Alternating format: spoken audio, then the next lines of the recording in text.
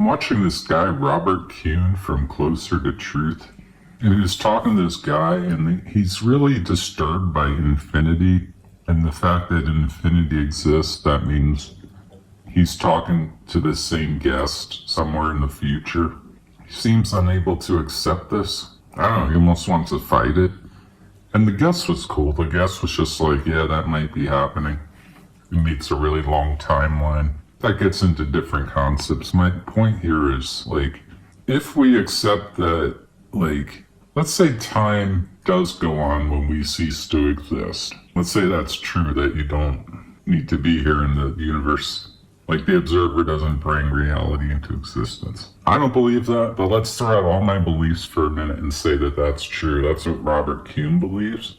Let's say that's true. That means that, okay, I'll die, things will go black, or whatever happens, time will go on.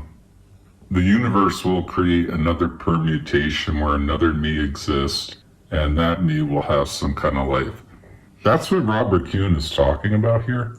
And he seems really disturbed by it, like he can't accept it. I guess my point is, if that's the way the universe works, why not just accept that's the way it works?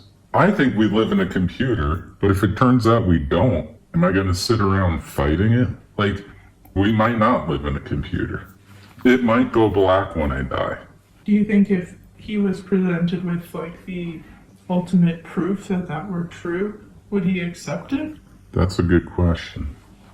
Is that his issue, that he just doesn't have ultimate proof? Because, like, it's clear infinity, I don't know if it's clear, but infinity appears to be a thing. And he tends to be a materialist. So by his own, like preferences, I guess you could call him, he should accept that a future him exists. And he should work on, like, coming to grips with that. Like, he's really disturbed by it. It's just kind of painful for me to watch someone so tortured by their own philosophy. He thinks this is the way the world works, and then that way that it works in his mind is torturing him. And he seems especially tortured by infinity. And consciousness. And consciousness. And how something came from nothing. And all of those things are amazing, and they torture me too, but you know what? At the end of the day, I just say, I just want the truth. I just hope when I die, I get an answer. That's my big hope. I'm not, like, wishing for one outcome over another. Maybe I have some slight preferences, you know?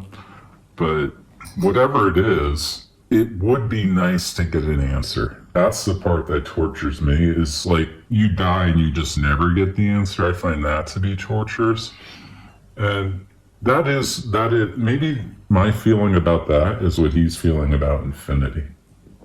Yeah. Yeah, because it sounds like he has, it sounds like he might want it to be a certain way. I wonder. Because I want this answer of what happens.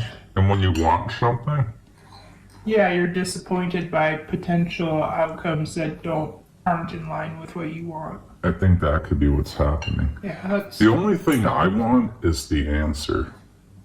If we live in the computer or don't, I don't really care. You know,